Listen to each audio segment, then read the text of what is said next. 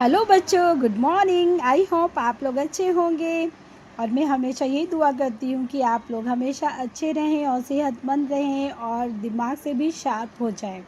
ठीक है ना। जैसा कि हमने पढ़ा 8th class Urdu chapter number 4 सब्र का फल। देखिए, एक बात और मैं बताऊं कि अगर हम चैप्टर को ध्यान से पढ़ते हैं तो क्वेश्चन आंसर जो होता है वो हमारे माइंड में ऑटोमेटिक आता है ना।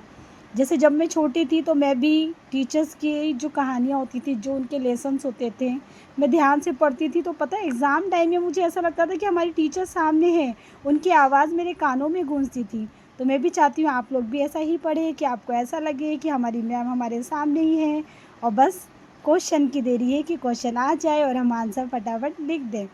उस टाइम ये भी होता था कि भाई जिस सिचुएशन में वो हमें पढ़ाती थी, जैसे बोलती थी, वो सारी बातें हमें आंखों के सामने आ जाते थे। ठीक है ना।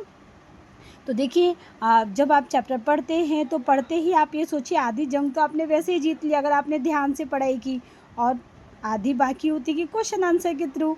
अगर आपने चैप्टर अच्छी तरह पढ़ा होगा तो क्वेश्चन आंसर ऑटोमेटिक फटाफट आते हैं।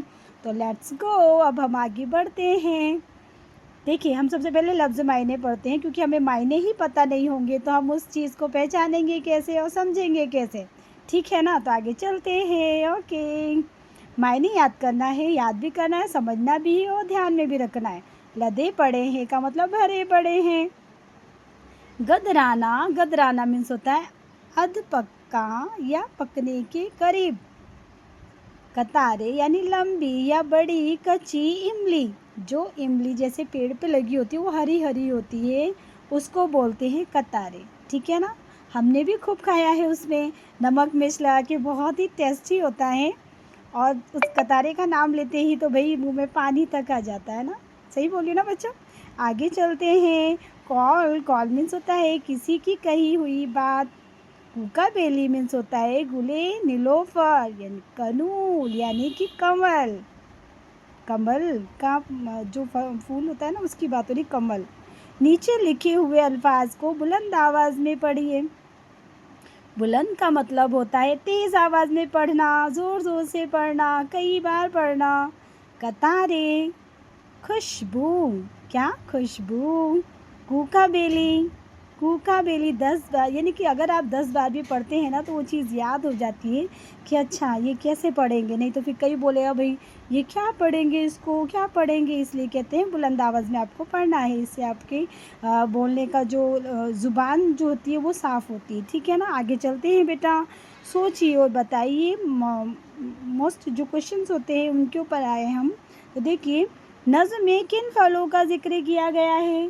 तो मेरे बच्चों, नज़्म जो है वो, हम दोबारा क्वेश्चन को एक बार रिपीट पढ़ते हैं। नज़्म में किन फलों का ज़िक्र किया गया है। तो आंसर है, देखिए हमने क्या पढ़ा था।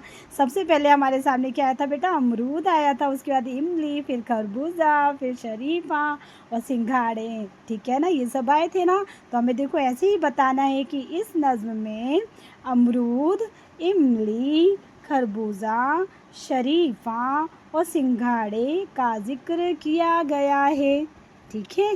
आगे चलते हैं क्वेश्चन नंबर 2 पे। छोटे तालाब में के अंदर क्या है। तो मेरे बच्चे अभी देखिए, मैं बताती हूँ दोबारा, इसमें पीछे जाना पड़ेगा मुझे। ठीक है ना। छोटे तालाब के अंदर क्या दिख रहा है बेटा आपको। तो छोटे तालाब में कूका बेली और सिंघाड़े हैं। क्या है बच्चों, कूका बेली और सिंघाड़े। ठीक है। तो ये क्वेश्चन भी हो गया आपका दूसरा। अब तीसरे पे आते हैं, शेर का मतलब लिखिए, यानी कि ये जो शेर है जो पढ़ेंगे हम, इसका मतलब लिखना है। कौल मगर सच्चा है, ये भी सब्र का फल मीठा होता है। ठीक है। तो इसका मतलब है, देखो शायर ने इस शेर में कहा है कि किसी की कही बात बहुत सच्ची है कि जो शख्स, जो इंसान सब्र करता है उसे मीठा फल मिलता है। ठीक है। चलिए यहाँ से अब आगे चलते हैं। नीचे दिए गए लफ्ज़ों को जुमलों में इस्तेमाल करो। ठीक है ना। जैसे खुशबू, अब इसकी लाइन बनानी है बेटा, यानी कि इन वर्ड का बीच में यूज़ होना है। ठीक है। बीच में आगे जैसी भी, जैसी बहुत अच्छी खुशबू आ रही है, या आप ये लिख सकते हैं कि फलों में आम की खुशबू बहुत अच्छी लगती है।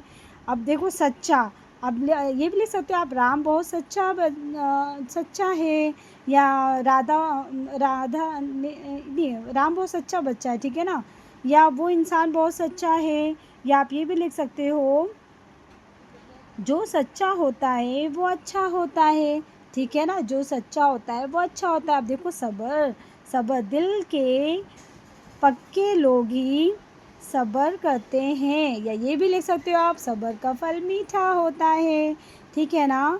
मौका, हमें भी एक टीचर बनने का मौका मिला, ठीक है ना, तो ऐसे हमें इस्तेमाल करना है। अब बच्चों आगे आते हैं क्वेश्चन नंबर 6 पे। देखिए पहले इनको मैं पढ़ती हूँ, उसके बाद आगे चलते हैं।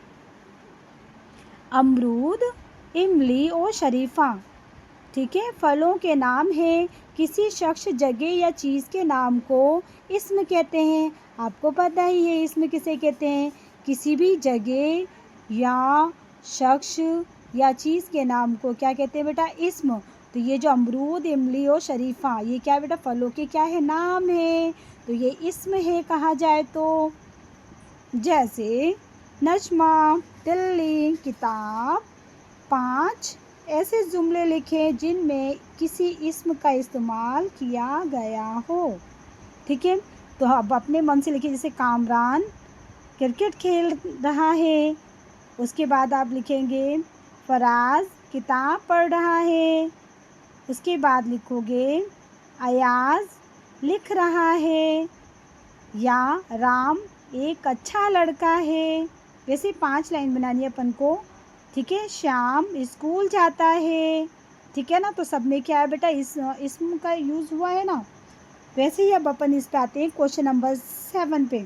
नीचे दिए हुए मिसरों को तरतीब से लिखिए, जैसे कि ये जो है उल्टे पुल्टे लिखे हैं, ये जो लाइन जो है शेर की जो लाइन है वो उल्टे पुल्टे ऊपर नीचे लिखे हैं, वैसे अपन को जमा कर लिखना है। तो सबसे पहले आएगा, देखो बेटा, इमली की नीची डाली पर झूल रहे हैं 5 सितारे, खरबूजों की मीठी खुशबू चीख रहे हैं आरे आरे। ये पूरा हो गया ना, यानी इसको सेम वैसे ही जवाब में लिखना है, बस क्या करना है, ये उल्टे पुल्टे आपको सीधे करके लिखना है, ठीक है। आई होप आपको ये क्वेश्चन आंसर भी समझ में आया होगा, मैंने अच्छी तरह समझाने की कोशिश की है, और वैसे आप मेरे बहुत प्यारे प्यारे बच्चे हो, और आपने अच्छा समझा भी होगा, और आई होप आप इसे अच्छी तरह याद भी करेंगे और नंबर भी अच्छे लेके आएंगे। और हो सकता है, जैसे मैंने टीचर की बात बताई कि मेरे टीचर जब मुझे पढ़ाते थे, तो जब मैं एग्ज़ाम में लिखती थी तो उनकी आवाज़ मुझे ऐसा लगता था मेरे कानों में गूंज रही है, वैसा आपको भी फील होगा, मुझे ऐसा लगता है अगर आपने ध्यान से पढ़ा होगा तो, ठीक है मेरे बच्चों। ओके बच्चा, अब ये चैप्टर यहीं फिनिश होता है, अब हम आगे आएंगे। अब मैं उर्दू का भी यहीं स्टॉप करती हूँ, अब मैं हिंदी में पढ़ाती हूँ चैप्टर नंबर 1, ठीक है ना। ओके, अभी उसका वीडियो भी आपके पास आ जाएगा, ठीक है बेटा। ओके बाय, आई होप आप अच्छी तरह से पढ़ाई करेंगे। ओके बाय बच्चों, बाय।